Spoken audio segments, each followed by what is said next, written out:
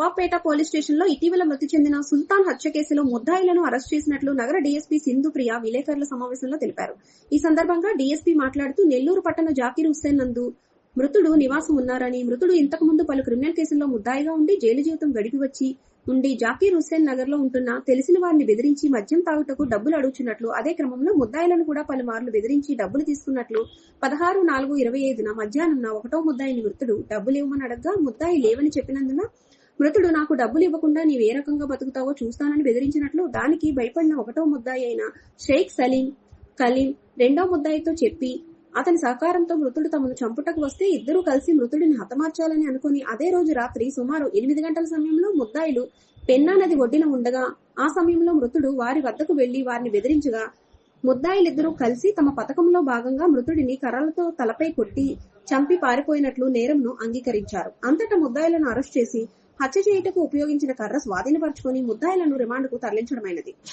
పై కేసును ఛేదించట్లో ప్రతిభ కనబరిచిన నవాబ్పేట సీఏ శ్రీశేఖ్ అన్వర్ బాషాని, నవాబ్పేట ఇన్ఛార్జ్ సిఐకే సాంబశివరావు, ఎస్ఐలు షేక్ రహమాని, కె శివయ్య, వారి సిబ్బంది, ASI BV Narasaiah, HCs Prasad, PCs RV Ratnaiah, S Surendrababu, Gouse Basha, G Mastanaiah, M వేణులను జిల్లా ఎస్పీ మరియు డీఎస్పీ అభినందించడం అయినది.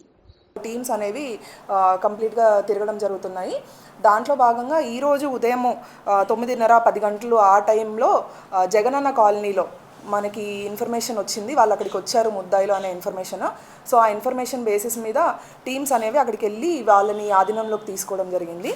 ఈ హత్యకు గల ముఖ్య కారణం ఏంటంటే జాకీర్ హుస్సేన్ నగర్ పెన్నా నది దగ్గర జరిగింది ఇది. ఈ జాకీర్ హుస్సేన్ నగర్లో ఈ నివాసం ఉండే ఈ చనిపోయిన వ్యక్తి ఎవరైతే ఉన్నారో ఇతను అంతకుముందు పలు క్రిమినల్ కేసెస్లో కూడా ఉన్నాడు. ఇతను రెగ్యులర్గా అక్కడ లోకల్గా ఉండే వ్యక్తుల్ని బెదిరించడము, డబ్బులు అడగడము, మద్యం సేవించడానికి, అక్కడ ఆ ఏరియాలో ఉన్న వాళ్ళని ఇబ్బంది పెట్టడము ఇలా చేస్తూ ఉండేవాడు. సేమ్ అట్లానే హత్య జరిగిన రోజు మధ్యాహ్నం కూడా ఈ షేక్ సలీం అనే వ్యక్తిని డబ్బులు అడిగితే ఇతను నా దగ్గర లేవని చెప్తాడు. చెప్పినందుకు నువ్వు నాకు డబ్బులు ఇవ్వకుండా ఎలా బతుకుతావో చూస్తాను అని చెప్పి బెదిరిస్తాడు. బెదిరిస్తే ఈ షేక్ సలీం అనే వ్యక్తి ఇదే విషయాన్ని తన స్నేహితుడైన నాగరాజ్తో చెప్తాడనమాట. చెప్పి వాడు ఎలా అయినా నన్ను చంపేస్తాడు, ఒకవేళ అతను చంపడానికి వస్తే అతన్ని మనం రిటర్న్ అతను బతకనివ్వడు కాబట్టి మనం రిటర్న్ చంపాలి అతన్ని అని ముందుగానే ప్లాన్ వేసుకుంటారు. వీళ్ళు పెన్నా నది ఒడ్డున అక్కడ ఉండగా ఈ చనిపోయిన వ్యక్తి ఎవరైతే ఉన్నారో అక్కడికి వెళ్తాడు ఓపెన్ డెఫికేషన్ కోసం అని చెప్పి. వెళ్ళి వీళ్ళని చూసి అక్కడ బెదిరించి కొట్టడానికి వస్తాడు. వచ్చినప్పుడు వీళ్ళు ఇమీడియట్గా వీళ్ళు ముందుగానే అనుకున్నారు కాబట్టి ఎలా అయినా నన్ను చంపడానికి వస్తే చంపేయాలని చెప్పి సేమ్ అదే ప్లాన్ ప్రకారము కర్రలు తీసుకొని కొట్టేసి అక్కడ తలపై బాది చంపడం జరుగుతుంది. సో ఈరోజు మనం అరెస్ట్ చేసినప్పుడు వీళ్ళు హత్యకి ఏవైతే కర్రలు ఉపయోగించారో అవి కూడా అక్కడ వాళ్ళు ఆ పర్టికులర్ ప్లేస్లో ముందే అక్కడ పెట్టుకొని వెళ్తారు. ఈరోజు మనం వెళ్ళి చూసినప్పుడు అక్కడ కర్రలు కూడా ఉన్నాయి, అవి కూడా మనం స్వాధీనం చేసుకోవడం జరిగింది. సో ఈ కేసులో ముఖ్యంగా ఇన్ఛార్జ్ సిఏ గారు సాంబశివరావు గారు, అలాగే రెహమాన్ ఎస్ఐ శివయ్య అండ్ ఏఎస్ఐలు నర్సయ్య, ప్రసాద్, మిగతా పీసీలు అందరూ కలిసి వీళ్ళని ఇన్ఫర్మేషన్ అనేది పర్టికులర్గా వచ్చినప్పుడు ఛేదించి వీళ్ళని పట్టుకోవడం అనేది జరిగింది. సో దీనికి ఈ టీం మొత్తాన్ని నేను అభినందిస్తున్నాను. ఎట్ ద సేమ్ టైమ్ నెల్లూరులో టౌన్లో తిరిగే ఈ అల్లరి మూకలు లేకపోతే చంపుదాము అని ఉద్దేశంతో ఉన్న వాళ్ళకి ఒక స్ట్రిక్ట్ వార్నింగ్ ఏంటంటే, చిన్న చిన్న విషయాలకి కత్తులు తీయడము, కర్రలు తీయడము, లేదంటే ఏమైనా వెపన్స్ యూజ్ చేయడము ఇలాంటివి చేస్తే మూవీస్లో చూసి ఇన్స్పైర్ అవుతున్నారు. అవి సినిమాల వరకే పరిమితం, నిజ జీవితంలో అవి వాస్తవాలు కాదు. దాంట్లో ఎవరైతే అలాంటి వాటికి పాల్పడతాడో వాళ్ళు హీరోలు అవుతారు, కానీ నిజ జీవితంలో మాత్రం మీ జైల్స్కి వెళ్ళడము ఇలాంటిది యాక్షన్ క్రిమినల్ యాక్టివిటీలో ఇన్వాల్వ్ అయినందుకు స్ట్రిక్ట్ యాక్షన్ అనేది ఉంటుంది. ఎట్ ద సేమ్ టైమ్ ఇప్పుడు రెగ్యులర్గా అంతకుముందు కూడా వెహికల్ చెక్కింగ్స్ ఇట్లాంటివి చేసేవాళ్ళం. పర్టికులర్గా ఇప్పుడు ఏంటంటే ప్రతిరోజు వెహికల్ చెక్కింగ్ చేస్తున్నాం ర్యాండమ్ ఏరియాస్లో. ఎవరైతే డెడ్లీ వెపన్స్ పట్టుకొని తిరుగుతున్నారో, కర్రలు కానీ కత్తులు కానీ లేకపోతే ఇంకా ఎలాంటి ఇన్స్ట్రుమెంట్స్ అన్న క్యారీ చేస్తున్నారో అలాంటి వాళ్ళకి మా తరపున strict warning.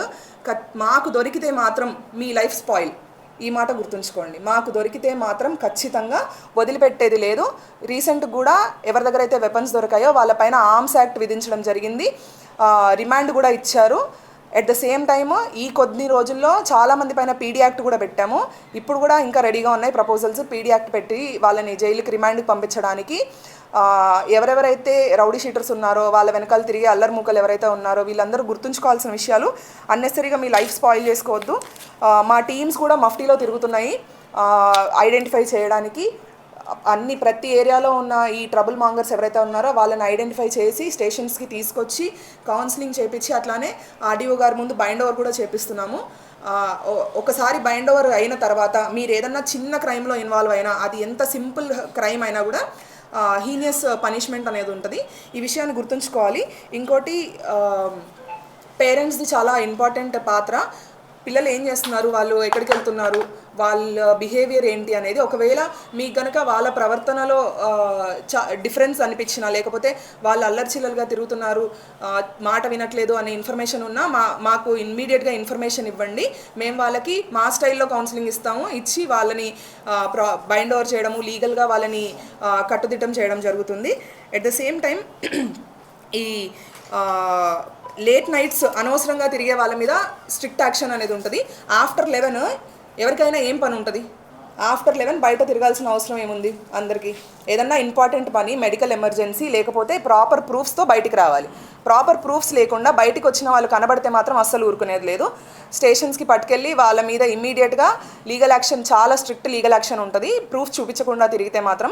At the same time finger prints devices కూడా యూజ్ చేసి ఫింగర్ ప్రింట్స్ స్కాన్ చేస్తున్నాము.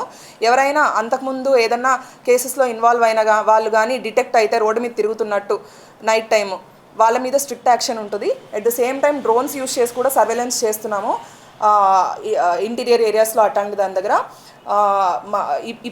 ఇప్పటి నుంచి ఖచ్చితంగా పోలీసు ఇన్ని రోజులు వేరే రకంగా చూశారు. ఇప్పుడు మాత్రము స్ట్రిక్ట్గా ఎలా ఎన్ఫోర్స్మెంట్ ఉంటుంది అనేది ఆల్రెడీ చూపిస్తున్నాము. ఇప్పుడు ఇంకా స్ట్రిక్ట్గా ఉంటుంది. ఈ విషయాన్ని అందరూ గుర్తుంచుకోవాలి. మాకు దొరికితే మాత్రం మీ పిల్లల జీవితాలు నాశనం అయినట్టే. అన్నెసరీగా కత్తులతో కానీ లేకపోతే అనవసరంగా బయట తిరిగితే మాత్రము స్ట్రిక్ట్ యాక్షన్ అనేది ఉంటుంది. ఈ విషయం పేరెంట్స్ అందరు గుర్తుంచుకోండి. అండ్ ఇలా అన్ని వెపన్స్ కానీ కర్రలు ఇలాంటివి క్యారీ చేసే వాళ్ళకి చెప్పేది ఏంటంటే, ఇమీడియట్గా మారండి. ఫస్ట్ భవిష్యత్తు మీద దృష్టి పెట్టండి, మీ ఫ్యామిలీ గురించి ఆలోచించండి. ఇమీడియట్గా మారితే ఓకే, లేదు అని అంటే మీ పైన ఎలాంటి యాక్షన్ ఉంటుందో, మీ జీవితాలు ఎలా అవుతాయో తర్వాత మీరే చాలా ఇబ్బంది పడాల్సి వస్తుంది, మీ ఫ్యామిలీస్ కూడా ఇబ్బంది పడాల్సి వస్తుంది. ఈ విషయాన్ని అందరూ గుర్తుంచుకుంటారని చెప్పి నేను మరీ కోరుకుంటూ థ్యాంక్ యూ.